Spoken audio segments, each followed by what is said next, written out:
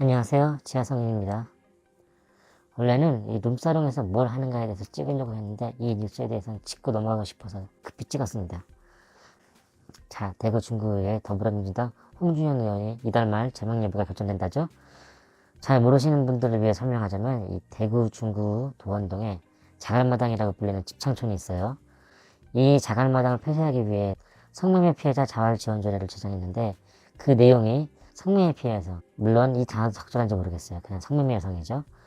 이들에게 10개월간 생계유지비 월 100만원, 직업훈련비 300만원, 주거이전비 700만원 등 최대 2천만원 지원한다는 내용입니다. 이 부분을 비판한 홍지연 의원에게 이달 말 제명을 결정한다고 하네요. 각종 여성단체가 이 여성 비하를 한다고 공격을 했지만 홍지연 의원은 소신을 굽히지 않고 있죠. 예전처럼 민심매매나 여성들의 선불금, 흔히 마이킹이라고 불리는 그런 것들을 줘서 이제 업소에 묶어놓고 감금해서 영업하던 그런 시대가 아니에요. 적어도 제가 본 업소 아가씨 중 강제적으로 일한 여성을 본 적이 없습니다. 오히려 요새는 아가씨들이 입김이 세서 잘못 보였다가는 업소가 망하기 때문에 오히려 업주들이 아가씨 눈치를 봐요. 잘못했다간 이 아가씨들이 업소를 다 나가버리니까 대부분 자발적으로 와서 업소에서 일하는 겁니다. 그런 부분에 대해서 홍지연 의원도 지적하는 거예요. 성매매가 불법인데 세금도 내지 않고 이렇게 자활금을 줘서 다시 성매매를 안 한다고 어떻게 보장을 하고 또 부정수급을 알아냈다는데 회수는 어떤 방식으로 한다는 건지, 무엇보다 지금 성매매 여성들보다 훨씬 가난하고 복지 사각지대의 노인분들도 많은데 왜 지금 이 여성들을 도와야 하는지 전혀 당위성이 없어요. 솔직히 제가 유흥업에 종사하면서 느낀 건 아가씨 생활을 한번 시작하면 절대 업계를 떠날 수가 없습니다. 왜냐면 대부분 한 달에 500 이상 벌다가 그분들이 자활기술을 배워서 200번은 생활할 수 있다고 생각하세요? 이미 모든 소비 패턴이 잘 벌던 없어진 시절 액수에 맞춰져 있는데 그건 착한 아가씨건 못된 아가씨건 마찬가지입니다. 한두 달은 버틸 수도 있겠죠. 근데 이 스트레스를 절대 못 이깁니다. 제가 봤던 아가씨들 중 일 그만두고 다시 돌아오는 경우가 90% 이상이었어요. 그럴 수밖에 없는 게 회사에서 그 스트레스 받으면서 규칙적인 근태 일주일에 5일 꼬박꼬박 나가면서 200번의 생활을 만족할까요? 밤일이 안 힘든 건 아니에요.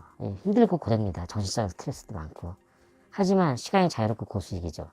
투자금이 들어가는 것도 아니고. 걸비 몇 개 들어가는구나. 이 성형, 화장품, 명품. 어쨌거나 이 때문에 자기가 아무리 마음 먹고 밤일을 그만둬도 결국 다시 돌아오는 겁니다. 솔직히 그 정도 의지가 있으면 아예 시작하지도 않았을 거예요.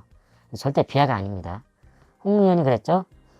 성매매로 피해를 본 여성을 위한 정책이라면 100% 지지하겠지만 명품백 메고 좋은 옷 걸치고 자발적 성매매 여성에게까지는 지원할 수 없는 노릇이라고 말했죠. 참고로 홍 의원은 이 중구에서는 54년 살았습니다. 아마 많은 걸 그 동네에서 보았겠죠. 실제로도 자활지원 산업에 선정된 여성 47명 중 14명만이 직업훈련에 참가하고 있다고 하네요. 나머지 여성들과 지원금은 어떻게 된 거죠? 한 사람당 2천만 원입니다. 직장인들이 2천만 원 모으려면 세금 다 내고 1년을 모아도 힘들어요. 3월 8일 여성의 날 한국여성단체연합이 성평등 걸림돌상에 이 홍준현 의원을 선정했습니다. 도대체 성매매 여성들을 세금으로 도와주는 부분 어디가 성평등하다는 거죠? 이런 식이면은 호스트바 선수들이나 게이바 선수들도 지원조례를 만들어줘야 해요. 그래야 진정한 성평등이죠. 여성들만 지원해주는 게 성평등입니까?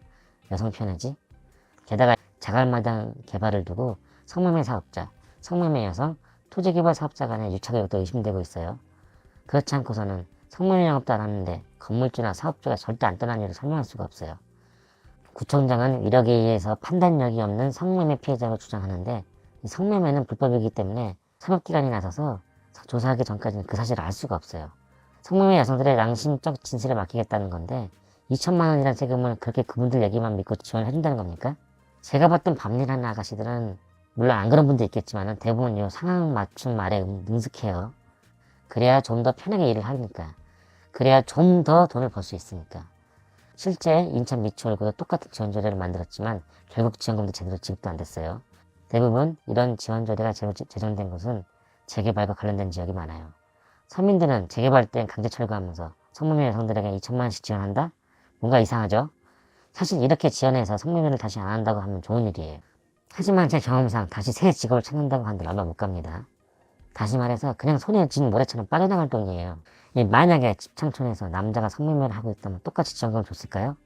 같은 세금이면 좀 더 가치 있고 더 없는 사람들 자활사업에 지원하는 게 맞죠. 집행한 재활지원금에 대해서 끝까지 체크하고 집창촌 철거 사업에 대해서도 감시가 필요하다고 봅니다.